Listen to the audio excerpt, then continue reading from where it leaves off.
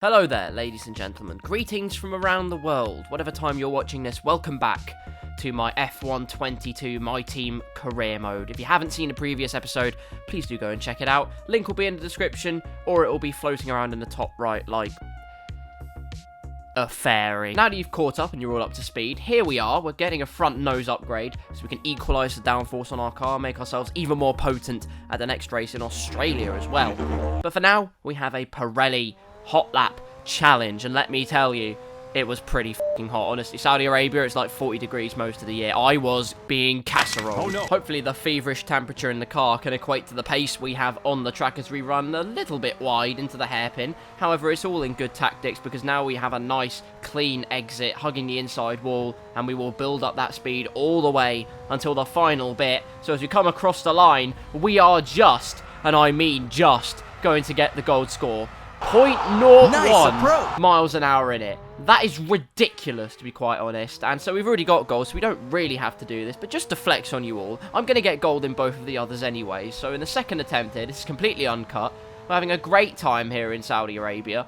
A better time than most, let's be honest. Once again, we sail well wide of the apex. We're driving a 700 plus horsepower dinghy as we get through this corner. Luckily, the exit's nice and hooked up. We're going to hug that inside wall once again. Not really hug it as we're slightly losing our embrace. But we get the gold score. This time very convincingly. 101.22 miles an hour. We are well past the gold target.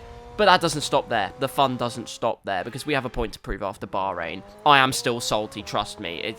It's not worn off. So we're going to get another gold score because I'm like that. So into this hairpin once again, braking as hard as we dare. Do we hug the inside again? No. But remember, this worked the first 2 times. And Albert Einstein usually says if you do the same thing twice, it's insanity. We've done it 3 times. So that makes us triply insane. As we go through this right-hander, and once again, we are going to get the gold score. This time even better than the first 2 attempts. Improvement each time. Unlike my A-levels. But honestly, who needs maths anyway? Because that's like for nerds. So we're going to keep playing our F1 game and just have a great time. As we complete everything, we get gold on everything. But now on to the real meat of the weekend. Ladies and gentlemen, it is time for qualifying. Jesus Christ! An explosive start to qualifying. But ladies and gents, the fun won't stop there. Here for our first qualifying lap of the weekend. We've gone out on a completely clear track once again. Turns 1 and 2 are cut very finely indeed. Traction out of here can be quite tricky, but we've smashed out of the park. There's no IA? That's new.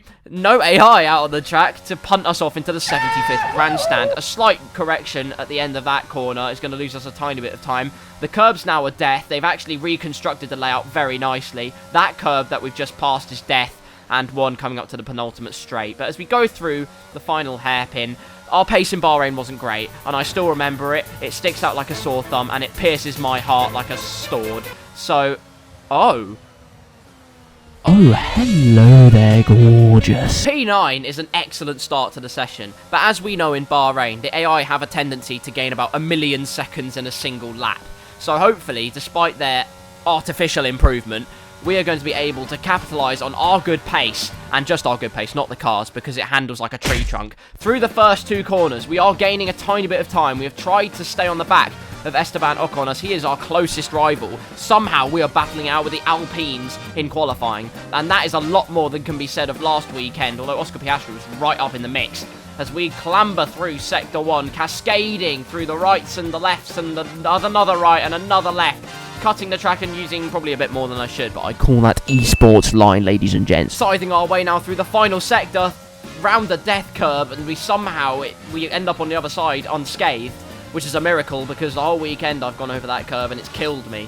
However, we haven't gained that much time, and there really wasn't that much time to be gained, I felt. So as the car lazily makes its way to a late apex at the end of the hairpin, we have gained just enough time to be considered as decent. But we come across the line. We are currently well down with P17, and hopefully it'll be a lot better. As you can see, Oh, I can't actually be bothered. Honest assessment. Fucking awful. Genuinely, at least in... Oh my god, we are so screwed. Oscar's P21. He's P21. This man qualified P11 last race. We are actually genuinely slow, as it turns out. We couldn't capitalise on the seemingly good pace we had. We had a brief glimmer of hope before God gave up. In other words, we are royally screwed. The Alpines, who I thought we were on the pace on, we were on the pace of them originally, but they're in the top 10. And that could not be further from where we are. Well, in the case of Oscar, at least, that is the case. But for us, it is a significant improvement on the positive side. It is P15, which is much, much better than the P19 we had last time. So there's improvement from our side of the garage, at least. Oscar's got to pull his socks up a little bit, and other areas of his clothing. But anyway, we are going to get into the race. Hopefully, because it is Saudi Arabia, anything can happen at this track. We will capitalise on the mistakes of many an AI. It is time for the Grand Prix. So with the race not far away from starting, here's what today's grid rundown looks like. Charles Leclerc lines up on pole position, and Max Verstappen lines up alongside. Looking down the rest of the grid, we have Sainz, Perez, George Russell, and Hamilton, Bottas, Fernando Alonso, Ocon, and Mick Schumacher, Magnussen, Tsunoda, Pierre Gasly, and Norris, Bombshell, Ricciardo, Guan Yu Zhou, and Sebastian Vettel, Albon, Stroll, Oscar Piastri, and Nicholas Latifi. And now it's time to head down to the track. Anthony Davidson joins me once again in the commentary box, and it's fantastic to have you here with us today. But I'm curious, as a man with experience out on the track, how do you stop those pre-race nerves from becoming overwhelming when you're lining up on the grid? Well, I imagine they'll be starting to feel the adrenaline as they anticipate the rundown into turn one, a bit like preparing to go into battle. The unknown situation will bring nerves, but that's a good thing. It will keep them focused on the moment and on their surroundings as we build towards the start of the Grand Prix. Thank you, Alex Jakes and Anthony Davidson, for your brief rundown of the grid and the preview of the race. We are, as you can see, we've been on the formation lap. I can speak English, I promise. It's not just a myth, it is a myth of the construct, actually. But, you know, we do our best. We are warming up our tyres, we are weaving about. Here is the race strategy that we are deploying for this race. We have two options, as you can see, but we are going for the top one, mediums, to start the race, onto hards at about lap 11 or 12-ish. Until the very end of the race. However, the key thing about this track is that DRS trains are rife. If we can get ourselves caught in one, we can actually propel ourselves along, considering our pace doesn't look the best again. So as we Gaelically make our way up to the grid, we're going to just keep warming our tyres as before. Oh dear! Oh, we only go for a quarter of a pirouette that time. That's going to really depress the judges. Craig Greville Horwood, 2. The scores might be low, but my IQ is extremely high. Once again, just like last race, we're going to use this opportunity to have warmer tyres than everybody else as we make our way to the grid with warmer tyres and a much better chance of propelling past our competitors. As we warm up our tyres, weave to get those fronts a little bit warmer, we are ready to slot into our grid position. Luckily, we're going to ghost through our arch nemesis, Guan Yu Zhou. Park up on the grid. It's a green score. It's not too bad. As the lights come on for 3. Lights out, and away we go for...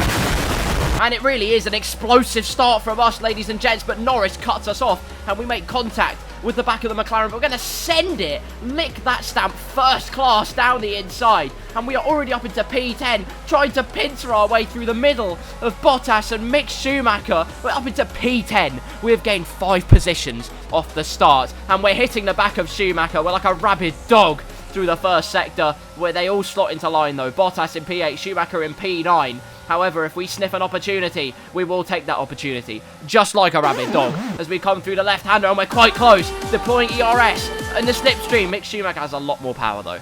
That's never going to happen, unfortunately. We're going to stick, though, in P10. We are already in points, and while we do have the grip into the left-hander, we can't capitalise quite on the brilliant start we had, and so we remain onto lap 2 in P10, with Esteban Ocon nearly a second behind us. Bottas keeping himself well at word on the street is that L plan's working pretty well, as Fernando Alonso is currently in P7. However, on this lap, we are going to catch right up to the back of Mick Schumacher and hopefully get ourselves ready for a...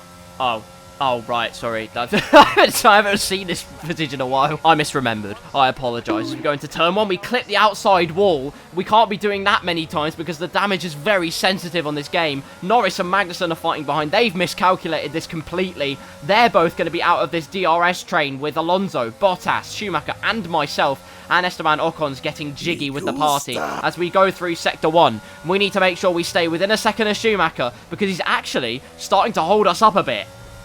Hello everybody, here we are at the end of lap number 3. We had DRS on the penultimate straight. We are going to get a late apex onto the hairpin and propel ourselves down the main straight with DRS wide open.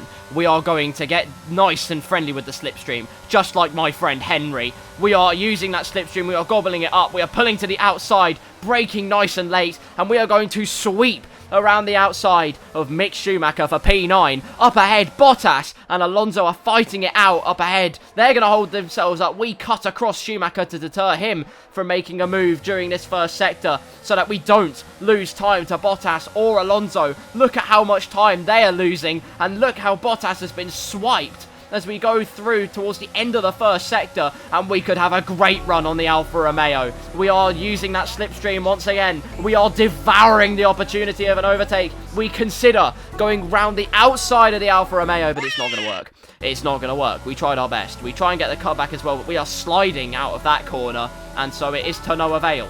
We do remain in P number 9 for now, and we are just trying to stay in that DRS train of Bottas and Fernando Alonso. As I'm checking for some reason, I think it's my vehicle condition, to make sure my front wing wasn't damaged as I hit the outside wall, as you saw before, but luckily we are absolutely fine as we go through the third sector.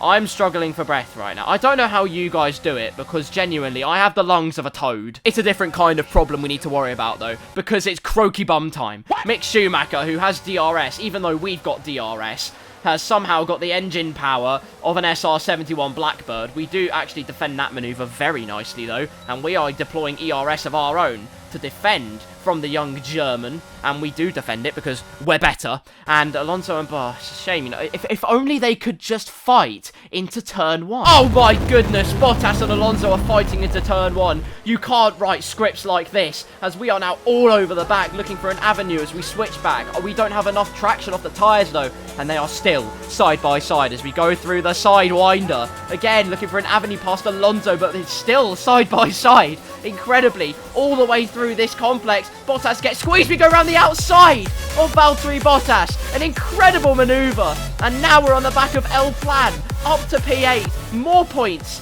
in the Pussycat.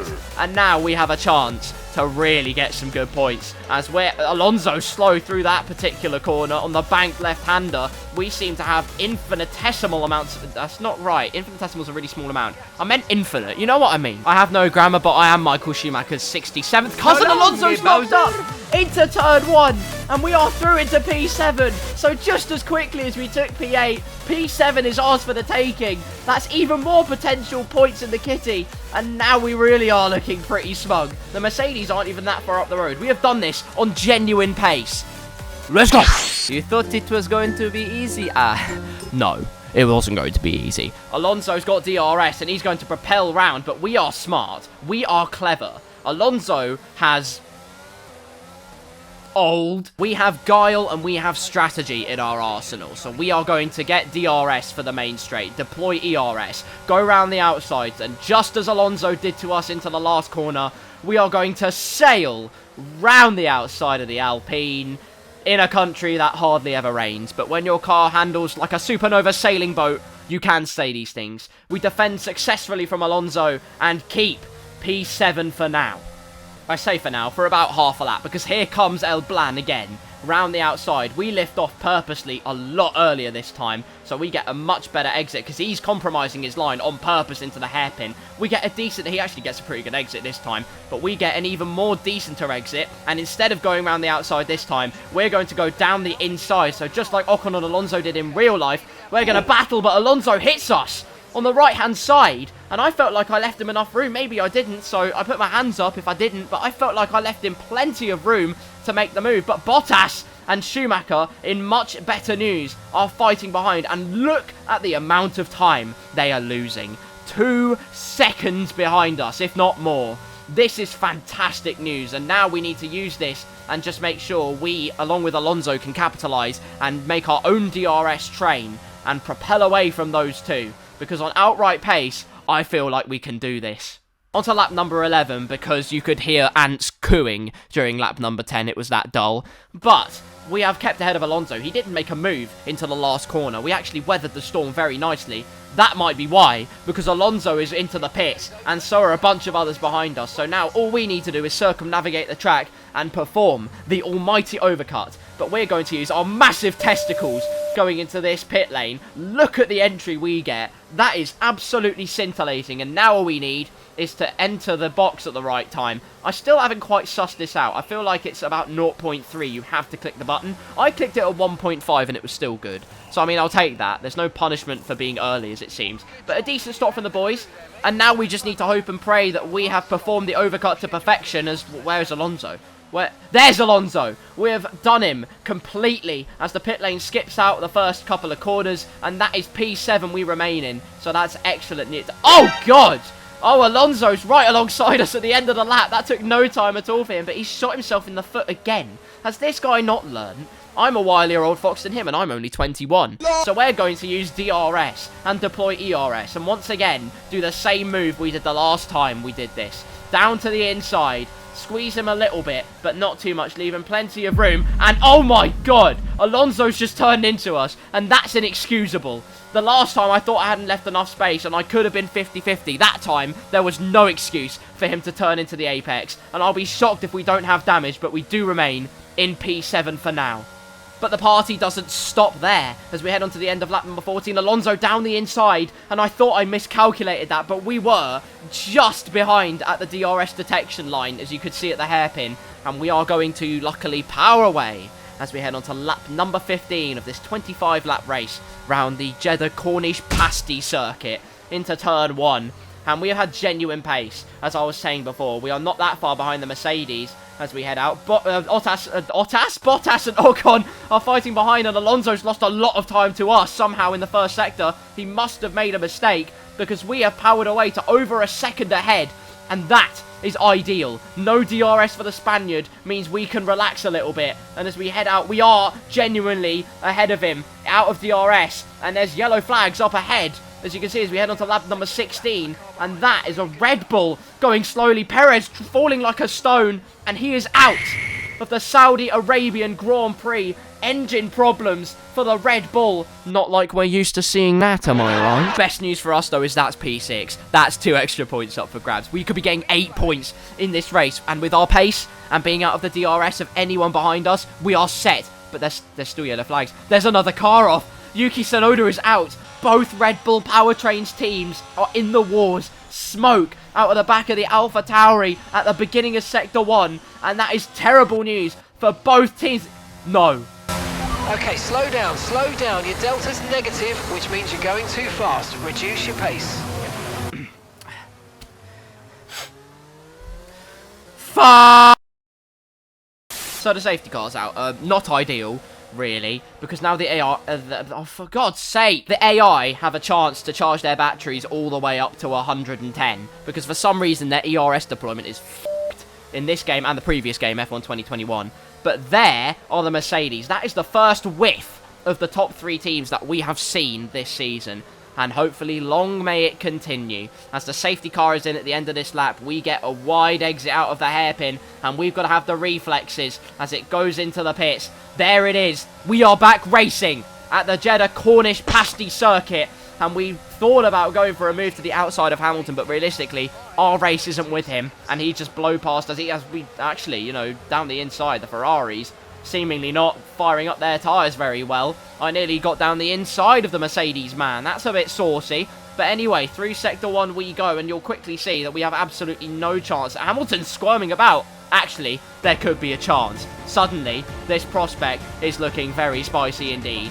It was looking spicy. They're gone. They are gone. I actually hate my life. In the land of the great white sharks, though, well, they're gone. But in the land of frying fish, we do have fish to fry. And that is Fernando Alonso, because he's right on our gearbox again, as our hard tyres seemingly haven't fired up. And onto the end of the lap, once again, Alonso's going to go round the outside at the hairpin, but he locks up. Alonso locks up, and that's going to have even more disastrous consequences for him than before. Bottas is through. Ocon is going to power through as well. But just like real life, Alonso and Ocon are going to have a ding-dong battle down the straight. And now we've got to defend from the Alfa Romeo, who has a more powerful engine. So I'm actually quite scared. But great news for us is Ocon is not finished there. After conquering his teammate, he's going to conquer the finish as well. And try and get the move done on Bottas. And that's going to allow us to scamper away and keep P6. And this is absolutely fantastic news. Because onto lap 21, that is the gap to Bottas. And onto lap 22, the gap has actually increased quite a lot. And while we're at it, onto lap 23, the gap increases again. And that was all she wrote for this race. Our pace was too good. The Mercedes were too good for us. And Bottas stood no chance. You'll see on this lap he gains about a second, though, which is just fucking ridiculous. Like, sort your game out, Codemasters. But for us, the fairy tale has only just begun. We are chapter 2 of the book, and we are already engraving our name squarely into Formula 1 history. Ribena Racing, a team we had 5 minutes to build a car, to sign deals with engine suppliers, drivers, sponsors, and we did it with our conglomeration of determination and teamwork.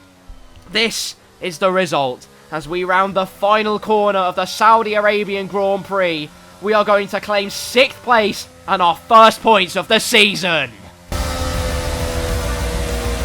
Alright, race over. Take care of the car on the way in. Ferrari are at it again. An excellent performance at today's Grand Prix, and they're certainly a team that know what they're doing out there.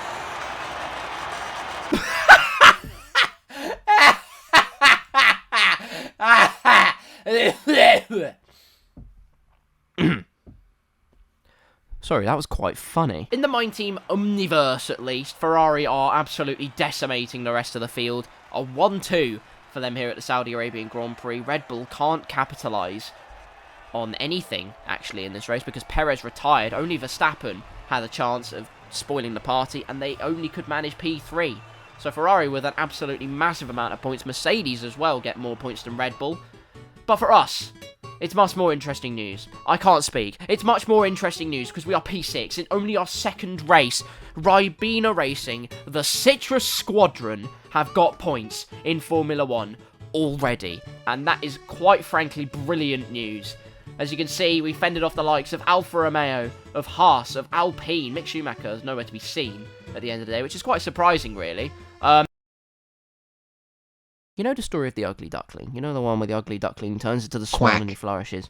Oscar's regressed. He was the swan, and now he's the ugly duckling again. Because what the f***? Even more disappointing from our teammate this weekend. Bahrain wasn't great. Jeddah was worse. But it's okay. It's his home race. Oh, God, it's his home race. Oh, God. We know how Australians go. Oh, no. But that's it. The fat lady has sang. And as you can see here, we are going to get an absolutely gargantuan acclaim boost. We are now level 5, and that means we can get a sponsor, another sponsor on our wagon, which means more cash.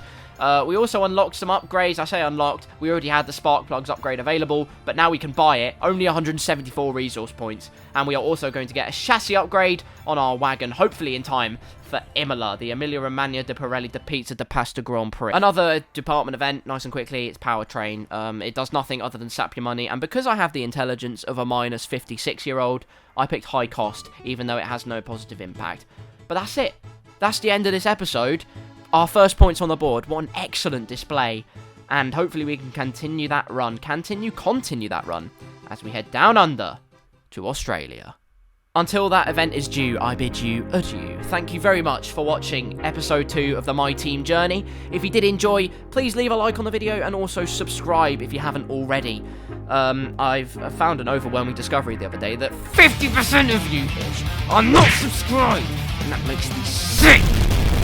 Anyway, stay tuned for more My Team coming out very soon. After this upload, I'm pretty sure I'm on holiday for a little bit, but I will have scheduled a plenty more F1 My Team episodes, so do stay tuned for those.